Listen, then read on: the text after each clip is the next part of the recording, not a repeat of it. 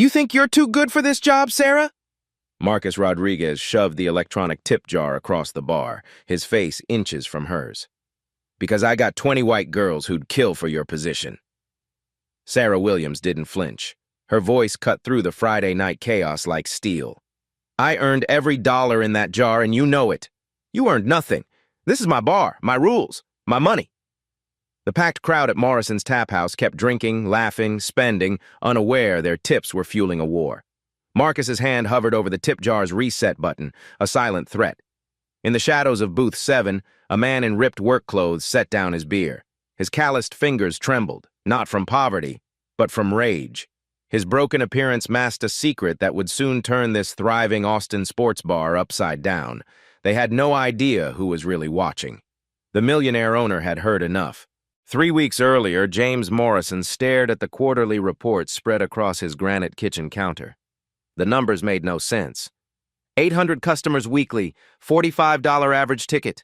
That's $36,000 in revenue. He ran his fingers through graying hair, the same gesture he'd made during his most stressful tech acquisitions. Morrison's Tap House should have been a gold mine. Instead, the profit margins looked like a charity case. His phone buzzed. Another 5-star review. Best sports bar in Austin. Always packed, amazing service, great vibes. The reviews kept pouring in. TripAdvisor ranked them number 3 in the city. Food bloggers raved about their craft beer selection and loaded nachos. So where the hell was his money? James had sold his last startup to Google for $47 million. He understood profit margins, operational efficiency, and customer acquisition costs. But these numbers defied logic. High revenue, massive customer satisfaction, prime downtown location, yet his accountant kept asking awkward questions about cash flow. 20 miles across town, Sarah Williams sat in her Honda Civic outside Morrison's, counting crumpled bills by dashboard light. $19.47. Not enough for rent, definitely not enough for groceries. The car smelled like French fries from her morning shift at the diner, her second job before coming here for the night shift. Her 6-year-old daughter's voice echoed from that morning. Mama, why do we only eat ramen now? Jessica's mom buys her Lunchables. Sarah had worked 53 hours last week across both jobs. The electronic tip jar at Morrison's beeped constantly during her shifts. Credit cards, cash, Apple Pay, Venmo, money flowing like water through Austin's hottest sports bar. Tech workers dropped $20 tips on $30 tabs. Tourists from California threw money around like confetti. Yet her paycheck barely covered gas to drive between jobs. Something was wrong.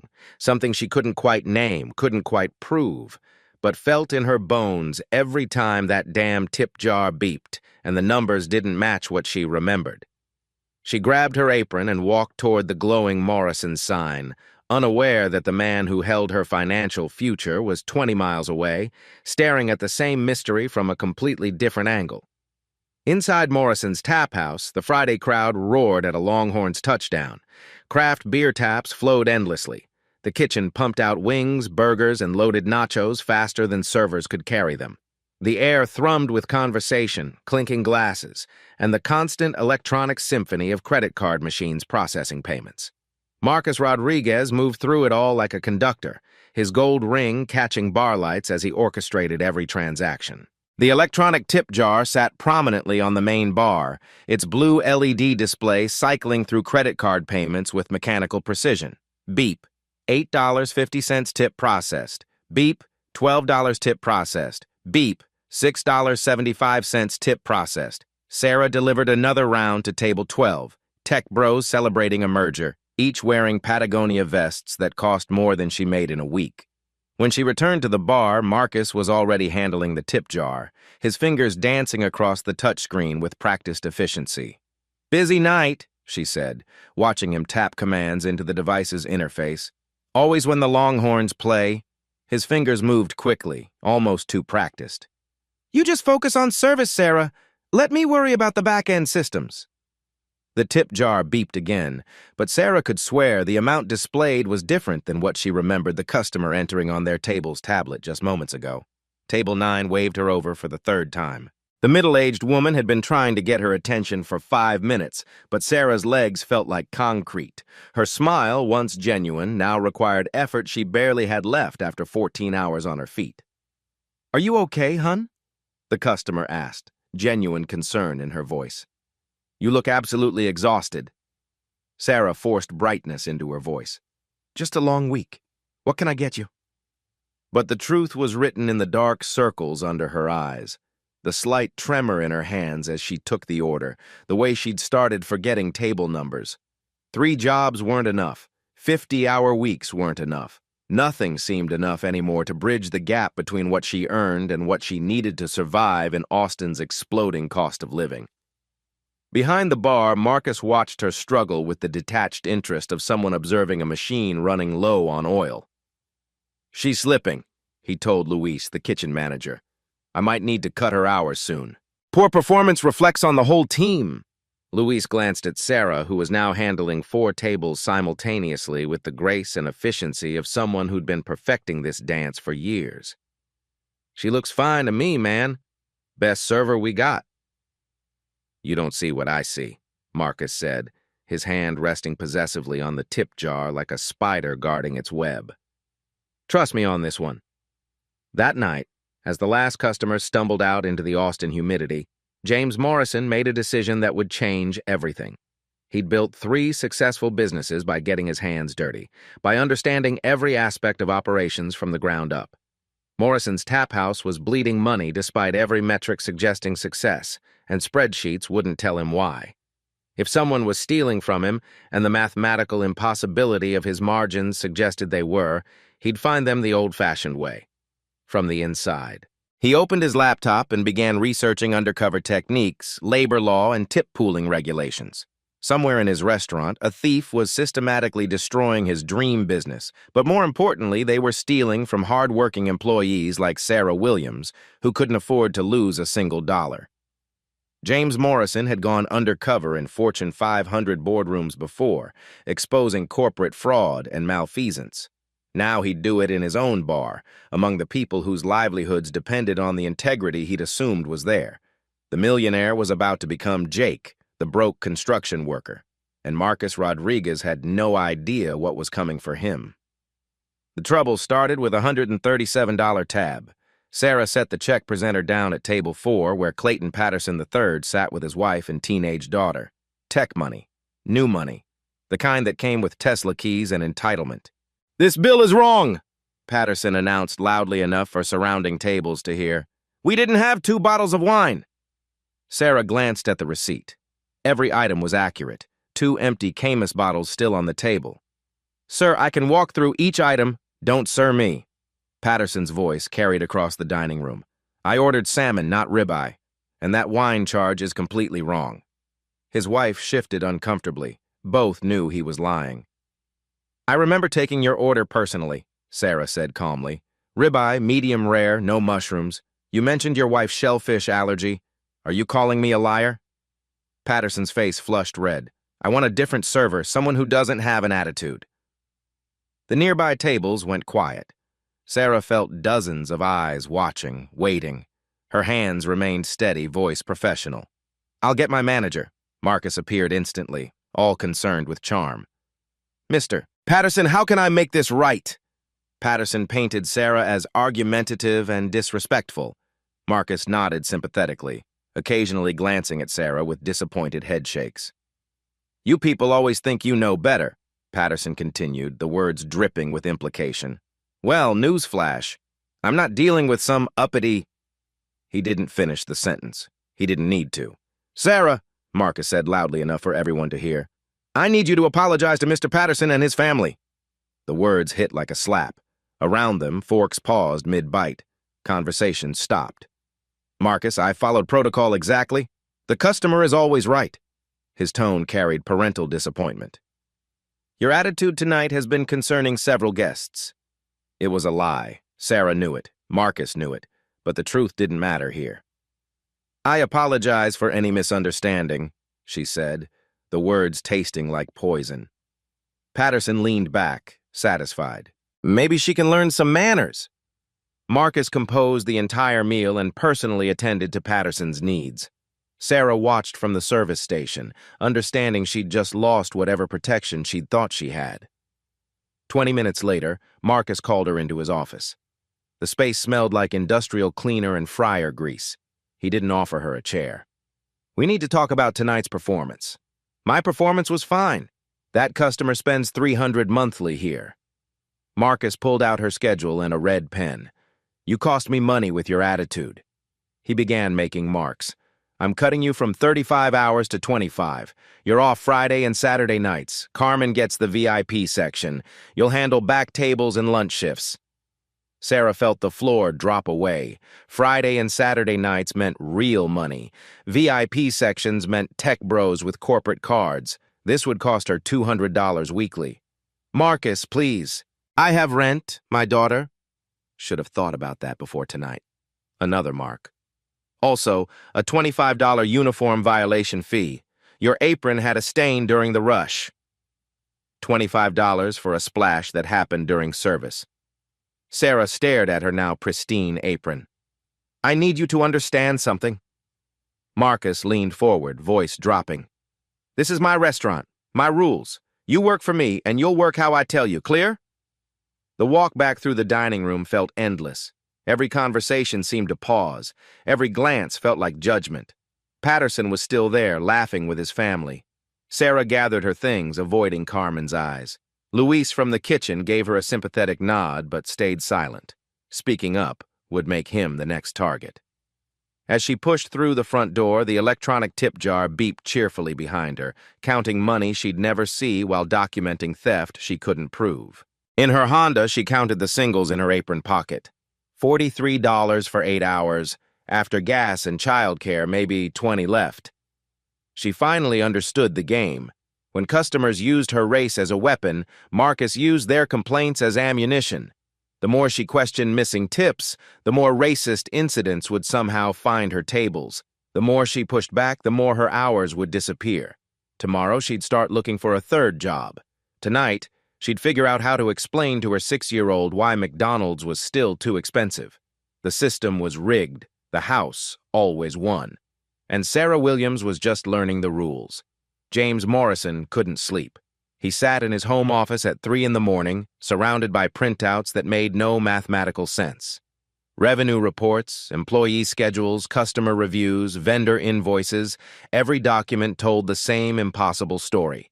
Morrison's Tap House was Austin's most successful sports bar and a complete financial disaster simultaneously. The latest weekly report lay open on his desk. 843 customers. Average ticket, $47. Total revenue, $39,621. After payroll, rent, and supplies, his profit margin should have been healthy. Instead, he was barely breaking even. Someone was stealing from him. The math demanded it. James had built his fortune by trusting numbers over people, data over gut feelings. But these numbers were lying, which meant someone was making them lie. He pulled up the security camera access on his laptop, a system Marcus didn't know the owner controlled remotely. The footage from earlier that evening played in grainy black and white. He watched Sarah Williams deliver checks, clear tables, and handle customers with professional grace. He saw Marcus moving between the bar and dining room, always positioned near the electronic tip jar during peak transaction times. Most importantly, he watched the body language. Sarah's exhaustion was evident even through pixelated video. Marcus's territorial behavior around cash transactions, the way other employees avoided eye contact when Marcus was handling money. James had seen this pattern before. During his corporate consulting days, he'd exposed embezzlement schemes at 3 different companies. The signs were always the same: financial discrepancies, employee fear, and one person with disproportionate control over cash flow.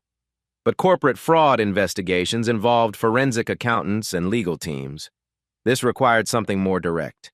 He opened a new browser window and typed, "How to go undercover in your own business." The search results were surprisingly extensive. Undercover boss episodes, private investigator techniques, even academic papers on participant observation in workplace environments. James took notes methodically, the same way he'd prepared for hostile acquisition negotiations. Step 1.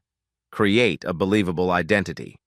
Jake Morrison became Jake Miller, unemployed construction worker recently laid off from a highway project. Cash poor, time rich, the kind of guy who nursed one beer for 3 hours while watching ESPN. Step 2. Physical transformation. James drove to Goodwill the next morning, selecting worn work boots, faded Carhartt pants, and a flannel shirt with honest-to-God paint stains. The clerk looked confused when he paid with a black Amex for $12 worth of used clothes. Back home, he practiced the persona in his bathroom mirror. Slouched posture, tired eyes, the careful way a broken man moved through expensive spaces. He'd grown up working construction summers during college. The muscle memory was still there. Step 3. Backstory development. Jake Miller lived in a studio apartment near Riverside. Divorced, no kids, drinking problem mostly under control, looking for work but not too hard. The kind of customer who made staff uncomfortable but management tolerated during slow periods. James called his accountant and requested daily revenue reports for the next month. Any discrepancies would be easier to spot with real-time data. He researched Texas labor laws, tip pooling regulations, and employee protection statutes. If someone was stealing from his workers, he wanted to understand every legal avenue available. The final step was hardest, staying away from Morrison's for 48 hours while his new identity took shape. He needed facial hair growth, deeper exhaustion in his eyes, the subtle physical changes that would make Jake Miller believable. During those 2 days, James Morrison, the millionaire, disappeared. He stopped shaving, started drinking cheap beer, and practiced the particular brand of polite desperation that kept broke customers welcome in establishments they couldn't really afford. On Wednesday evening, Jake Miller walked into Morrison's tap house for the first time. He ordered a Lone Star, left a $1 tip, and settled into booth 7 with a perfect view of the electronic tip jar. The investigation had begun. Marcus Rodriguez had stolen his last $1, though he didn't know it yet. Night 1, the setup. Jake Miller ordered his second Lone Star at 9:47 p.m. and settled deeper into booth 7, the perfect vantage point, close enough to observe the bar operations, far enough to remain invisible. Sarah Williams approached with professional wariness. Broke customers meant small tips, but they still deserved service. "Another round?" she asked, noticing his nearly empty bottle. "Yeah, thanks." Jake's voice carried the careful politeness of someone who couldn't afford an attitude. "Busy night. Always when the Longhorns play." Sarah's smile was genuine but tired. "You watching the game?" "Not really. Just needed somewhere to sit for a while." She understood immediately. Austin was full of people between jobs, between apartments, between better circumstances. Sarah brought the beer without judgment. At the bar, Marcus handled the electronic tip jar with practiced efficiency. Each credit card tip generated a soft beep, followed by quick finger movements across the touchscreen. Jake watched the pattern repeat dozens of times throughout the evening. Beep, the display shows $8.50. Marcus's fingers dance. Display changes to $6.20. Beep, display shows $12. Quick manipulation. Display shows $8.40. The skimming was systematic, professional, and nearly invisible unless you knew to watch for it. Night 2, building trust. Jake returned Thursday evening, claiming the same booth. Sarah remembered him, the polite, broke guy who tipped what he could and didn't cause problems. "Lone Star again? Please. And could I get some of those free peanuts?" The request carried careful embarrassment, the pride-swallowing reality of stretching every dollar. Sarah brought a full bowl without comment. "The kitchen's about to close, but I could ask Luis for some leftover wings if you want." The kindness was small but genuine. Jake accepted gratefully, understanding that Sarah was sharing scarce resources with someone she perceived as worse off than herself. While she worked her section, Jake observed Marcus's operation more closely. The assistant manager positioned himself strategically during rush periods, always within reach of the tip jar when credit cards were processed. His timing was precise. Manipulations happened during peak noise when beeps would blend into background chaos. More disturbing was Marcus's treatment of staff. White servers like Carmen received friendly guidance when they made mistakes. Sarah's errors, and Jake saw none that night, prompted sharp corrections delivered with audience awareness. "Sarah, table 6 is still waiting for refills," Marcus announced during a busy rush. "Customer service means anticipating needs." Table 6 had full drinks. Jake had been watching. Night 3, pattern recognition. Friday night brought the weekend crowd, tech workers, tourists, college students with daddy's credit card. Sarah's section was consistently the busiest, her tips theoretically the highest. Jake watched Marcus assign her the most difficult customers almost exclusively. A table of drunk fraternity brothers who snapped their fingers for service, business travelers who complained about everything, and notably, customers whose body language suggested they might have issues with being served by a young black woman.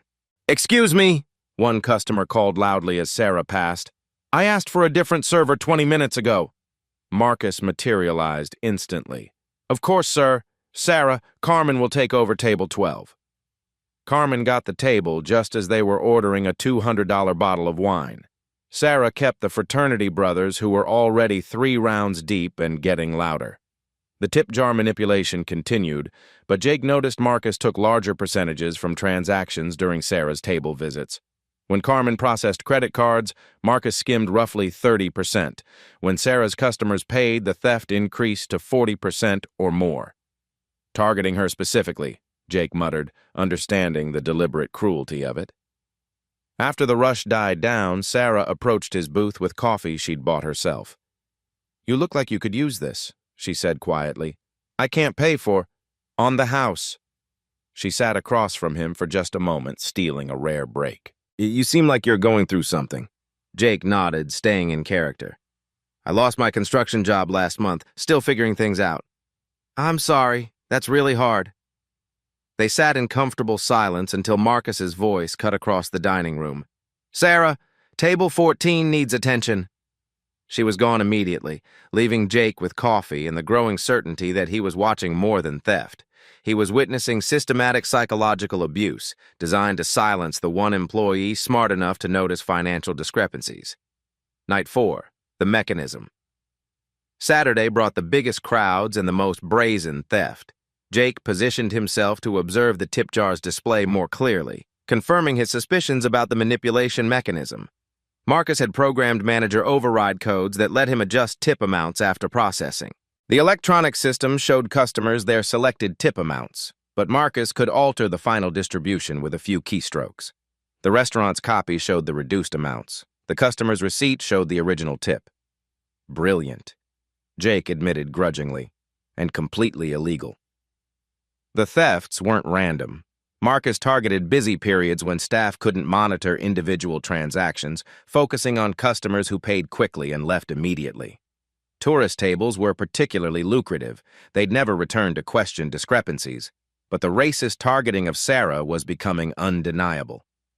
During a quiet moment, Jake overheard Marcus talking to Luis, the kitchen manager. "The black girl's getting suspicious," Marcus said quietly. "Keep her busy with extra side work. Tired people don't ask questions."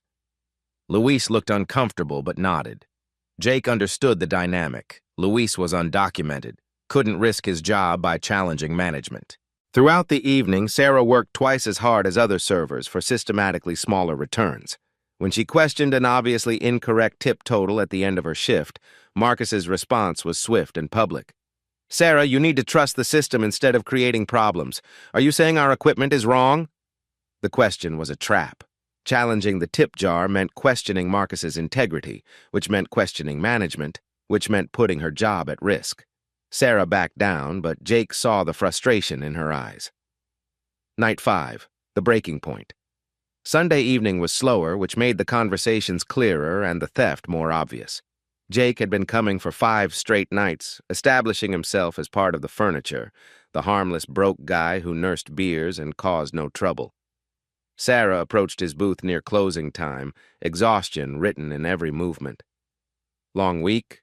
Jake asked gently. "Try to live a long life." She glanced around, confirming Marcus was in the kitchen, then sat down heavily. "Can I ask you something?" "Sure." "Do I seem like a difficult person to you? Like someone with an attitude problem?" Jake studied her carefully. "You've been nothing but kind to me. Professional with everyone else. Why?" Sarah's composure cracked slightly. "Because my manager keeps telling me I have attitude issues, but I can't figure out what I'm doing wrong. I work harder than anyone here. I know this job inside and out, but somehow everything's always my fault." "Maybe it's not about you," Jake suggested carefully. "Maybe it's about control." The words hung between them.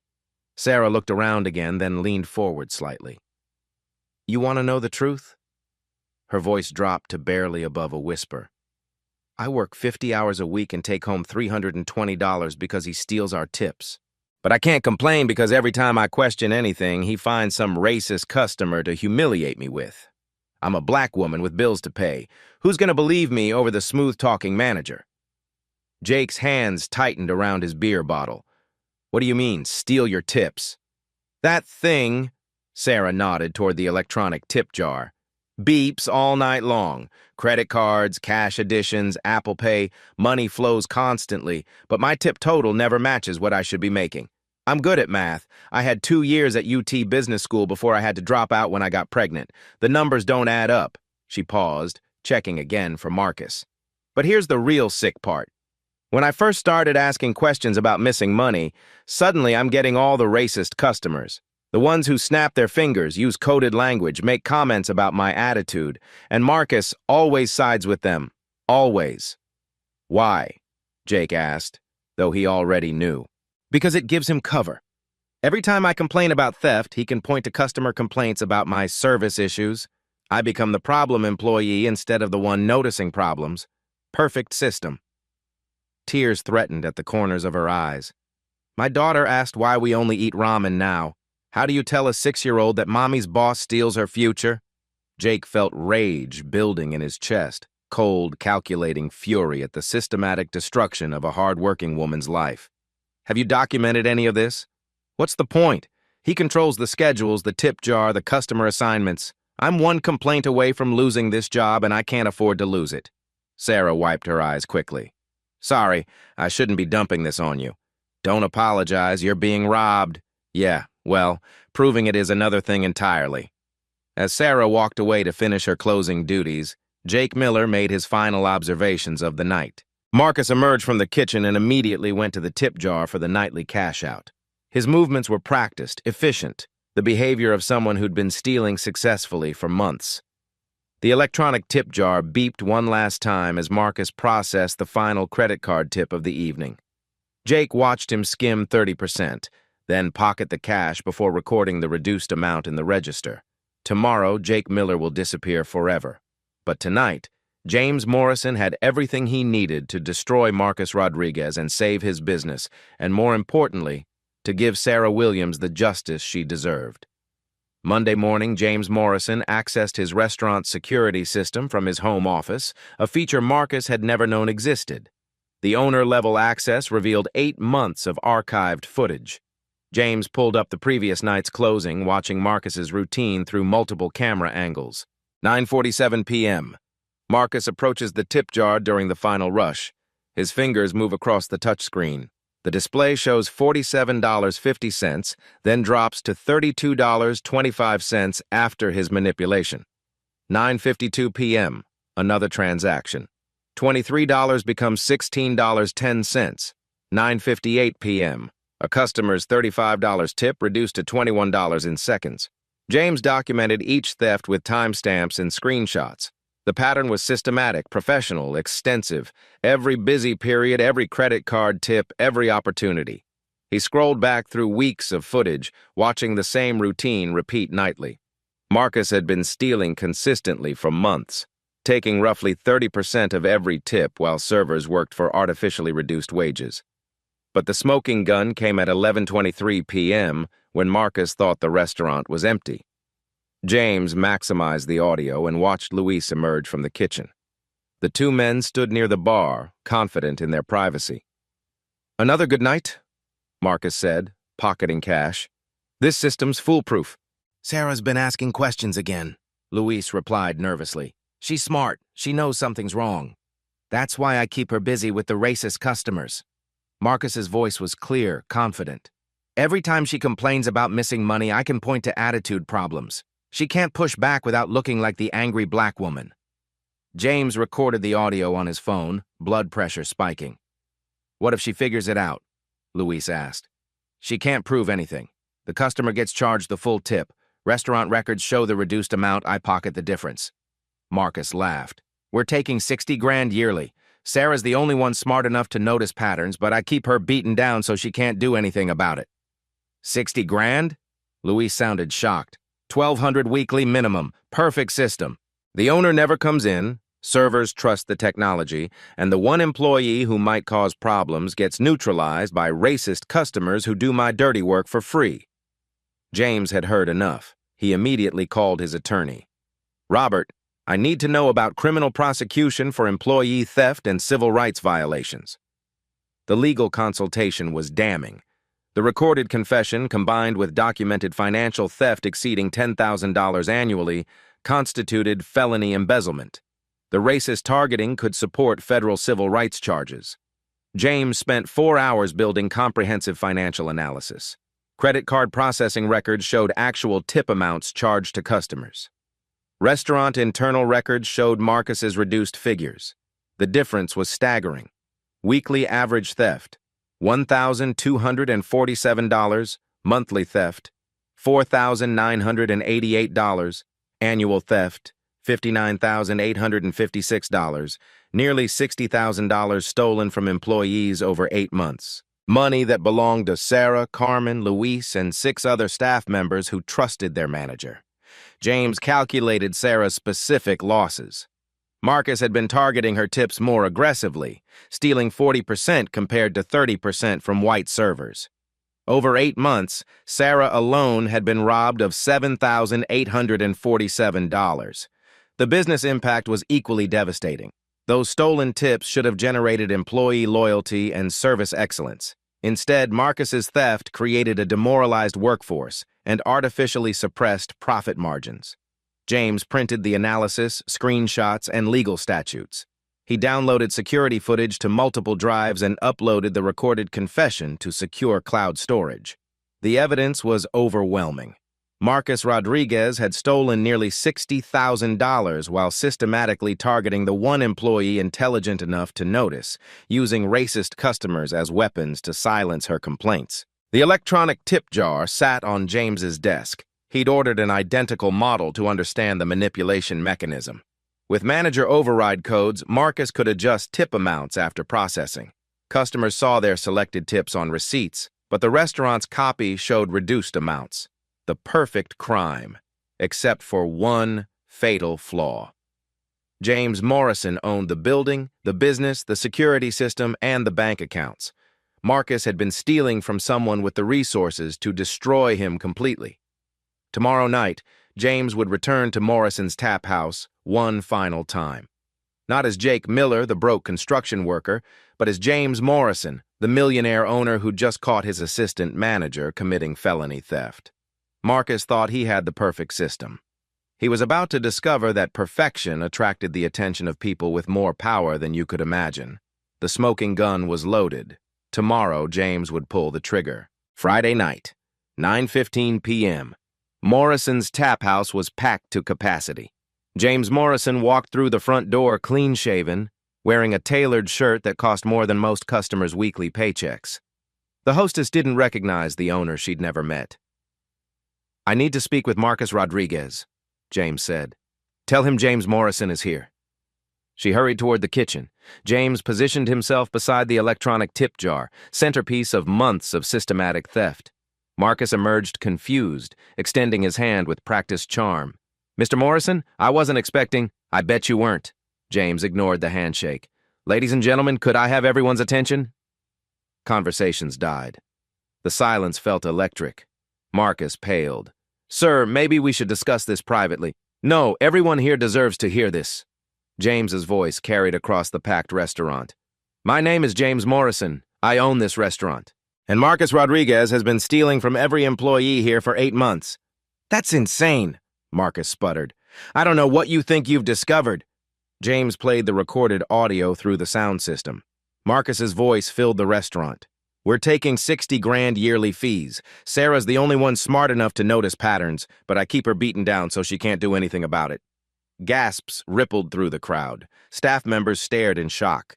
Sarah stood frozen beside table 12, her face cycling through disbelief and vindication. $1,200 weekly, James announced. "Stolen through manager override codes on this tip jar." He gestured toward Sarah. But Sarah Williams was targeted specifically because she was smart enough to notice. "You don't understand the context," Marcus tried. "The context," James cut him off. is using racist customers to silence the one employee who could expose you. He played another clip. Every time she complains about missing money, I can point to attitude problems. She can't push back without looking like the angry black woman. The crowd's mood shifted to disgust. Phones appeared, recording everything. Sarah pressed her hand to her mouth, tears of relief streaming down her face. "This is taken out of context," Marcus said desperately. "She's been having performance issues." "Performance issues?" James's voice turned sharp. "Sarah has the highest customer satisfaction ratings here. She's also been robbed of $7,800 because you targeted her specifically." He addressed the crowd directly. "Your tips, money intended to reward excellent service, have been systematically stolen by management." Carmen spoke up from across the room. "Is that why our tip totals never matched what we expected?" "Exactly. Marcus programmed the system to show customers their selected tips on receipts, but recorded smaller amounts for distribution." Marcus made one last desperate play. "You can't prove any of this. I can prove all of it." James pulled out a tablet showing security footage of Marcus manipulating the tip jar. 8 months of video evidence, documented theft, recorded confessions, mathematical proof that this systematic stealing has been destroying employee morale and business profits. Customers were checking their phones, comparing receipts to tip amounts they remembered selecting. "Sarah?" James called. "Could you come here?" She approached slowly, still processing what was happening. "I owe you an apology," James said loudly. "You've been working for a thief while I was absent. You've been targeted, harassed, and robbed because you had the integrity to notice what was wrong." He turned back to Marcus. "You're fired. The police are on their way for felony embezzlement charges." Marcus's composure cracked. "You can't do this! I made this place profitable!" "You made it profitable by stealing $60,000 annually while Sarah couldn't afford school supplies for her daughter." Police sirens wailed outside. Within minutes, officers entered the restaurant. Marcus continued protesting as they handcuffed him, blaming Sarah, claiming the owner didn't understand operations. The crowd watched in stunned silence as Marcus Rodriguez was walked out in handcuffs, his career destroyed in 10 minutes. "This system enabled theft," James announced, gesturing to the tip jar. "Tomorrow we will implement complete transparency. Every tip belongs to who earned it." Sarah stared at the device that had been stealing her future. The same electronic tip jar that had tormented her for months now sat silent, its theft mechanism exposed and powerless. "Sarah," James said quietly, "this stops tonight, and it never happens again." Around them, the restaurant buzzed with conversation as customers and staff processed what they'd witnessed. The electronic tip jar beeped one final time under Marcus's corrupt system. Tomorrow, everything will change. Tonight, justice had finally arrived at Morrison's Tap House. The silence after Marcus's departure lasted 37 seconds. Then the questions began. "What happens to our jobs?" Carmen asked. "Are we getting our tips back?" Danny, the bartender, called out. James Morrison raised his hands for quiet. "First, nobody loses their job because of Marcus's crimes. You're all victims here, not accomplices." Relief spread across every face. Austin's service industry was brutal. Losing steady work meant disaster. "Second, yes, you're getting every stolen dollar back. I've calculated 8 months of theft down to the penny.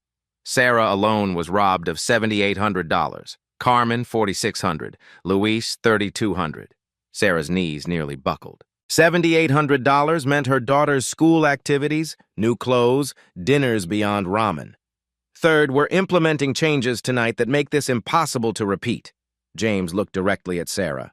"I've spent 5 days watching you work. You handle difficult customers with grace, protect newer staff from harassment, and maintain professional standards under impossible pressure. You also have business education and mathematical skills to spot irregularities." He paused. "I'm offering you an assistant manager position with full authority over cash handling and employee protection. Will you accept?" The restaurant erupted in applause. Carmen whooped. Luis started chanting "Sarah" until everyone joined. "Yes," Sarah said, tears streaming. "I accept." James pulled out his phone. "Robert, new tip system installed tomorrow morning. Complete transparency, real-time tracking, no manager override capabilities. Yes, Saturday. The triple rate is fine." He hung up and addressed the crowd. By tomorrow evening, we'll have technology showing every tip in real time. What you earn is what you keep. Sarah, your first responsibility is creating anti-discrimination policy with teeth. Zero tolerance for racist customer behavior, immediate consequences for enabling harassment, clear reporting procedures directly to me. Sarah stood straighter. What about customers who refuse service from black staff? They can leave. We reserve the right to refuse service to anyone who disrespects our team. That goes on every menu and the front door. A customer at table 6 stood up. What if that costs business? James looked at him directly. Any business depending on tolerating racism isn't worth having. We're building a workplace where dignity isn't negotiable. The man sat down. Other customers nodded approval. Now, immediate compensation. James pulled out his checkbook, drawing amazed stares. Sarah, $7,800. Carmen, $4,600. He wrote checks methodically, calling each employee forward. When Luis approached hesitantly, James spoke quietly. Your immigration status is safe here. You were coerced into silence. That ends now. Luis broke down as he accepted $3,200, more than he'd ever held at once. The ceremony continued until every employee was made whole. Total, $47,460. These aren't bonuses, James explained. This is theft recovery. Your money returned with interest. As staff examined their checks with disbelief, James outlined new operations. Sarah manages all tip distribution and employee relations. Problems with customers, scheduling, or workplace treatment go through her. She reports directly to me with my personal number for emergencies. He turned to customers. You've witnessed something that should never have been necessary. Morrison's Tap House is now committed to being Austin's most ethical employer. Fair wages, transparent tips, zero tolerance for discrimination. Spontaneous applause erupted. Customers approached to congratulate Sarah. One more thing. We're implementing profit sharing. When the restaurant succeeds, everyone succeeds. Sarah stepped forward, voice carrying new confidence. I want to thank everyone who witnessed what happened tonight. Change doesn't happen in isolation. It happens when good people refuse to stay silent about injustice. She looked at the electronic tip jar. This device was used to steal our dignity along with our money. Tomorrow it becomes a symbol of fairness. The transformation was already visible. The staff stood taller, spoke freely, moved with the confidence of people whose worth was recognized. As the evening wound down, James and Sarah established new procedures, reporting mechanisms, and planned training on Sarah's anti-discrimination policies. Thank you, Sarah said quietly, for believing me when I couldn't believe myself. Thank you for noticing what was wrong and having the courage to speak the truth to exactly the right person. Around them, staff and customers buzzed with energy from witnessing justice in action. The electronic tip jar sat silent, its theft mechanism disabled forever.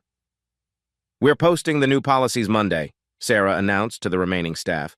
Customer conduct standards, transparent tip distribution, employee protection procedures. Anyone who disrespects our team gets one warning, then permanent ban. Carmen raised her hand. What about scheduling fairness?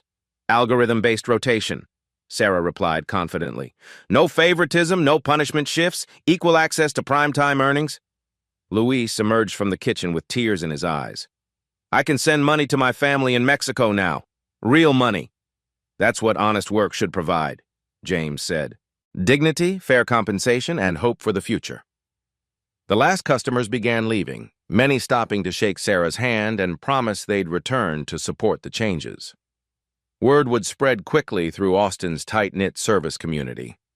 By midnight, Morrison's Tap House was empty except for James and Sarah, planning the revolution that would begin tomorrow. New technology, new policies, new leadership, all centered on the radical concept that every worker deserved respect.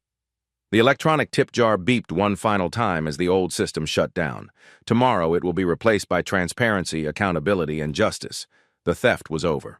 The transformation had begun. 3 weeks later, Morrison's Tap House felt like a completely different restaurant. Sarah Williams stood in the break room she'd redesigned. Comfortable chairs, good coffee, and a bulletin board where staff could post schedules without management interference.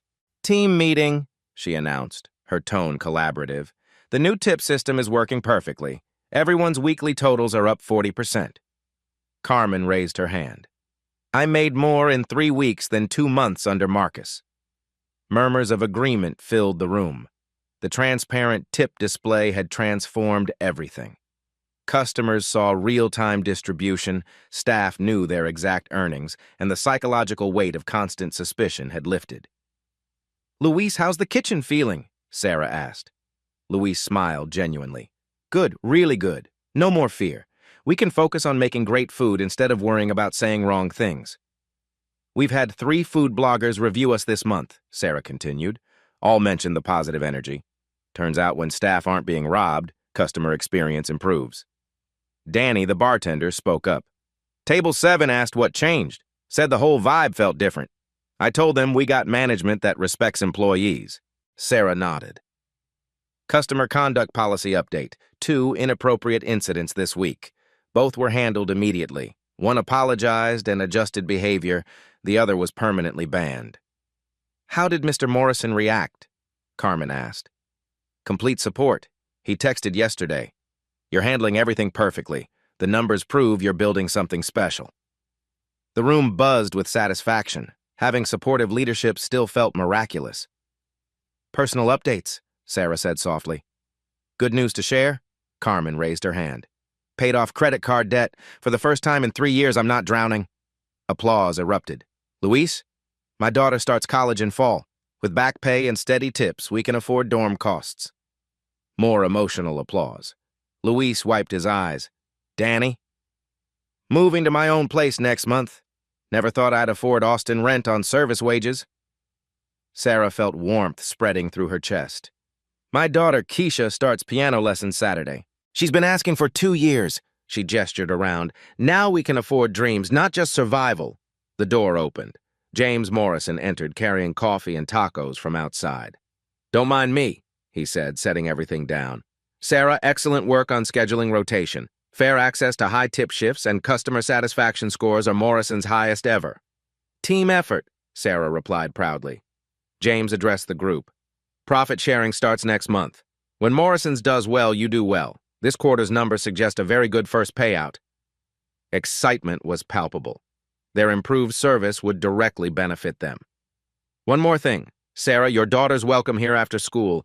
Luis set up a homework station during slow periods." Sarah's eyes filled with tears. "You don't have to." "We're a team. Teams support each other. Besides, maybe Keisha will study business and run this place someday." As the meeting ended, staff dispersed with energy missing for months. The new transparent tip display beeped cheerfully as lunch crowds arrived. Sarah watched her team work. Genuine smiles, collaborative problem-solving, mutual protection. Carmen trained new servers patiently. Danny sharing bartending techniques. Luis teaches knife skills while encouraging creativity. At 3:47 p.m., Keisha Williams walked through the front door wearing her backpack and bright smile. "Mom, I got the highest grade on my math test." "That's wonderful, baby." Sarah hugged her daughter openly, no longer worried about appearing unprofessional for showing maternal love. Keisha settled into her homework corner with crackers and juice Luis prepared. Customers smiled watching the domestic scene, understanding they were witnessing something special, a workplace where humanity was celebrated. Sarah caught her reflection in the bar mirror. The exhausted, fearful woman from a month ago was gone. In her place stood someone confident, respected, surrounded by people who valued her contributions. The electronic display beeped as another tip was processed and immediately distributed. The sound that once triggered anxiety now represented fairness, transparency, and hope. Morrison's Tap House had become more than a restaurant. It was a community where dignity wasn't negotiable, and everyone's success lifted everyone else. The transformation was complete, not just in policies and procedures, but in the fundamental humanity of how people treated each other. 6 months later, Morrison's Tap House had a waiting list every weekend. Sarah Williams stood behind the bar during Saturday rush, watching her team work with genuine enthusiasm that drew customers back repeatedly. The Yelp reviews told the story, "Amazing energy. Staff actually seems happy. You can feel the positive culture." The electronic tip display showed $347. 82 distributed that evening alone, every penny going exactly where customers intended. The device that once enabled theft now symbolized transparency. "Mom, I finished homework," Keisha called from her corner table. At 7, she was already helping newer staff with math, inheriting her mother's head for numbers and fairness. James Morrison approached with quarterly reports. Profit margins up 37%, employee turnover 0, customer satisfaction highest in Austin. "More importantly," Sarah replied, "nobody's afraid to come to work anymore." The transformation extended beyond metrics. Carmen was enrolled in business classes. Luis had proudly introduced "my manager Sarah" to his extended family. Danny was planning his own bar using Morrison's as his ethical model. Word had spread through Austin's service industry. Other restaurants were quietly asking Sarah for advice on transparent tip systems and anti-discrimination policies. The revolution was expanding. "There's something I want you to see," James said, showing his phone. The screen displayed a local news story. "Austin restaurant leads industry change in employee protection." Sarah smiled, then turned serious. "This shouldn't be newsworthy. Treating employees fairly should be standard." "Maybe now it will be," James replied. As evening wound down, Sarah spoke directly to viewers who might recognize their own struggles. "If you're working somewhere that doesn't respect your worth, whether it's stolen wages, discrimination, or both, document everything. Keep records, find allies, know your rights. You deserve better than survival wages and workplace abuse." She paused, glancing at the transparent tip display. "Don't let anyone steal your dignity or your future. Speak up. Change is possible when we stop accepting the unacceptable. Your voice matters more than you know." The electronic tip jar beeped softly as the last transaction processed, its sound no longer a threat but a promise. That honest work deserved honest pay, and justice was possible for anyone brave enough to demand it.